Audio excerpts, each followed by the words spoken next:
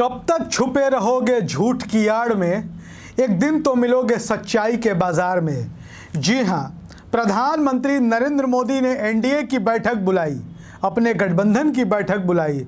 दावा किया गया कि 38 दल शामिल हैं, लेकिन खुलासा होने लगा कि इनमें से बहुत सारे दल तो फर्जी हैं। ऐसे ऐसे दलों का नाम लिया गया जिसका कोई मालिक नहीं, जिसका कोई अध्यक्ष नहीं। ऐसे ऐसे दलों की लिस्ट जारी कर दी गई जिसका विलय आज से 2 साल 3 साल पहले ही हो गया था।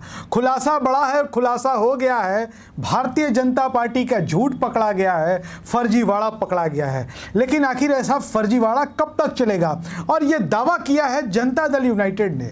जी हां, बिहार विधानसभा में फिलहाल तीसरे नंबर की party Janata Dal United, CM Nitish Kumar की party Janata Dal United. Janata Dal United के मुख्य प्रवक्ता हैं नीरज कुमार, जो बिहार विधान परिषद के सदस्य भी हैं, बिहार सरकार के पूर्व मंत्री भी हैं। उनके साथ जेडीयू की एक और प्रवक्ता अंजुम आरा थी।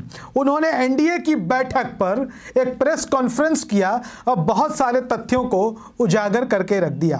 दरअसल बीजेपी की ओर से, प्रधानमंत्री नरेंद्र मोदी की ओर से दावा किया गया कि 38 दल एनडीए में शामिल हैं। हालांकि सरकार 2014 से ही इस देश में भारतीय जनता पार्टी और उनके गठबंधन की चल रही है, लेकिन कभी गठबंधन का जिक्र नहीं आया, कभी एनडीए का नाम इन 9 सालों में नहीं आया। लेकिन जैसे ही कांग्रेस और दूसरे विपक्षी दलों ने इंडिया की नींव रख दी, इंडिया का गठबंधन सामने लाकर रख दिया, एनडीए की बैठक भी बुला दी गई प्रधानमंत्री नरेंद्र मोदी और भारतीय जनता पार्टी के द्वारा। लेकिन इसमें झूठ क्या था, फर्जीवाड़ा क्या था, हम आपको विस्तार से बता देते हैं। जनता दल यूनाइटेड की ओर से जो यह आंकड़ा जारी किया गया है, जो प्रेस कॉन्फ्रेंस में दावा किया गया है, उसको सुन के समझ के चौंक जाएंगे आप कि कितना बड़ा झूठ और फर्जीवाड़ा गठबंधन के नाम पर किया जा रहा है। दरअसल जिन दलों का अस्तित्व नहीं है, उन दलों के नाम की भी लिस्ट जारी कर दी गई है।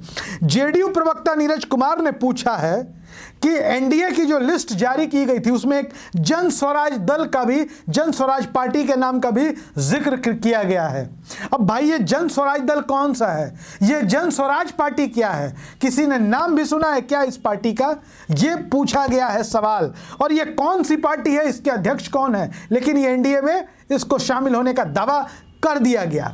दूसरी तरफ बात कर लेते हैं, एक और पार्टी का नाम, एक और पार्टी का जिक्र किया गया एनडीए की मीटिंग में, जिसका नाम बताया गया केरल कांग्रेस थॉमस।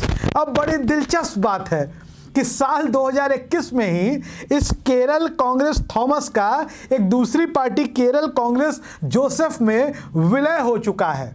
मतलब ऐसी ऐसी पार्टियां जिनका कोई नाम नहीं, जिनका कोई झंडा नहीं, कोई चिन्ह नहीं, उनको तक को इस एनडीए में शामिल करा लिया गया है। यह जेडीयू की तरफ से दावा किया गया है। दावा बड़ा है और जेडीयू ने कहा है कि बीजेपी को इस बात का खुलासा कर देना चाहिए कि भाई ये जन स्वराज पार्टी क्या है, ये जन स्वराज दल, ये केरल कांग्रेस थॉमस कौन सी पार्टी है जिसका विलय 2 साल पहले ही हो गया है। अब ऐसी ऐसी पार्टियों को ला करके 38 पार्टियों का दर्जा दे दिया गया। अब देखिए दरअसल परेशानी क्या है। इंडिया का जो गठबंधन है, एक तो उन्होंने नाम बड़ा ही अनूठा रख लिया है। भारतीय जनता पार्टी इस परेशानी में है कि बोले तो बोले क्या, करे तो करे क्या, इंडिया नाम का वो ठीक ठीक तरीके से विरोध भी नहीं कर पा रहे हैं।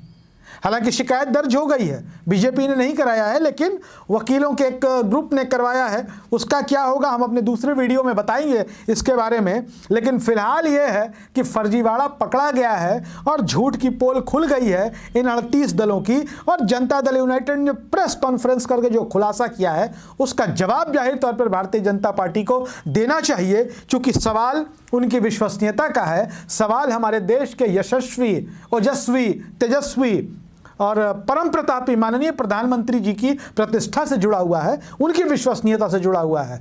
जवाब बीजेपी को देना चाहिए। खैर, वीडियो पसंद आए तो शेयर जरूर करिएगा और अपनी राय जरूर रखिएगा इन दलों के बारे में। आपने नाम सुना है कभी जन स्वराज पार्टी या जन स्वराज दल का? नाम सुना है तो जरूर लिखिएगा। धन्यवाद।